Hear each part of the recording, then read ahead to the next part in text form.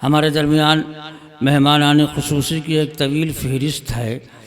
और मेरी अपनी भी ख्वाहिश ये है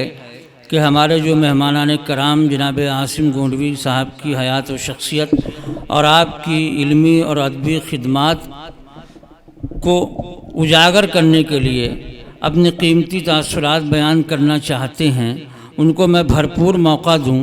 क्योंकि मुशायरे और शेरी नशिस्तें तो हम उमूमन मुनक्किद कर ही लेते हैं,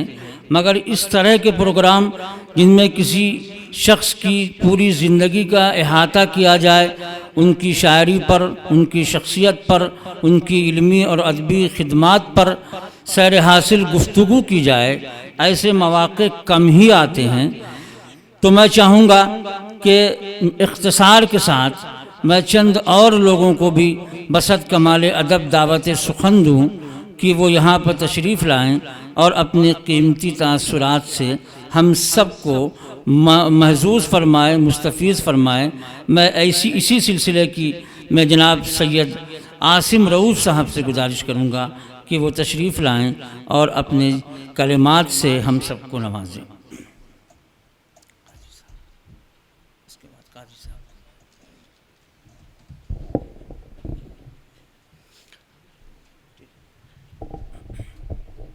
जनाब सदर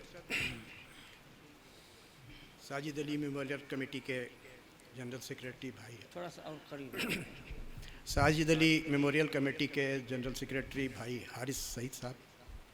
महबूब सईद हारिस साहब, मेहमानान खुसूसी और हमारे भाइयों, बुज़ुर्गों और दोस्तों, सबसे पहले तो मैं साजिद अली मेमोरियल कमेटी और दायरा अदब दोनों तंजीमों का शुक्रिया अदा करता हूँ, जिन्होंने इतना अच्छे प्रोग्राम को आरास्ता किया और उसमें मुझ जैसे लोगों को भी शिरकत का मौका दिया। इसके बाद मैं आज मोहतरम आसिम गोंडवी साहब की 17वीं किताब के इजरा पर उनको दिल से मुबारकबाद पेश करता हूँ। आसिम गोंडवी साहब एक हाफिज़, कारी, एक सहाफ़ी, एक शायर और सबसे बढ़कर एक बेहतरीन और नेक दिल इंसान और एक दोस्त है। आसिम भाई से मेरी बड़ी पुरानी मुलाकात है। जब दुर्गाबाड़ी में उनका अखबार दुर्गाबाड़ी से निकला करता था, ताजवर, तो अक्सर मेरा वहाँ बैठना होता था और उनसे बहुत देर तक गुफ्तगू हुआ करती थी। शायरी में इन्होंने न सिर्फ गज़ल नज़्म पर तवाज़माई की, बल्कि बच्चों की नज़में, महकते फूल, शायद महकते फूल ही नाम था उसका, महके फूल, उसके बाद सवाने हयात एक बुज़ुर्ग की, और इस्तिफ़ा हुसैन साहब मरहूम के बारे में उनकी सवाने हयात, ये सब उनका बड़ा कारनामा है। और एक ऐसा कारनामा जो बहुत कम लोगों ने अंजाम दिया, वो खराज तहसीन, खराज उनसियत नाम की एक किताब से उन्होंने, जो हम लोगों से बीच से लोग जा चुके हैं, शुअरा इकराम, जिसमें हर मज़हब और ज़ात के लोग रहे हैं,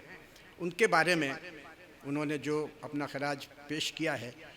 मंजूम, वो पढ़ने से ताल्लुक़ रखता है। अब ये किताब आई है, इस पर पढ़ने के बाद ही लोग फ़ैसला करेंगे, लेकिन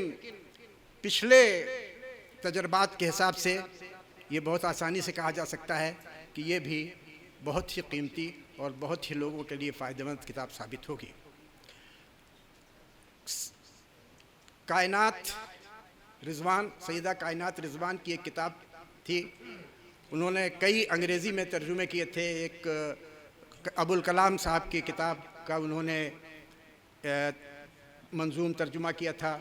और उसके बाद हाँ, जो कि महराब काबा की द रीज़न ऑफ क्रिएशन उनकी किताब थी, उस पर भी आसिम भाई ने उस पर अपना एक मंजूम वो लिखा, और वो भी एक किताब सबके मंजर आम पर आई और बहुत ज़्यादा वो उसकी पजीराई हुई। आसिम भाई के बारे में अगर बोला जाए तो कई घंटे नाकाफ़ी हैं, इसलिए एक बार फिर मैं आप सभी का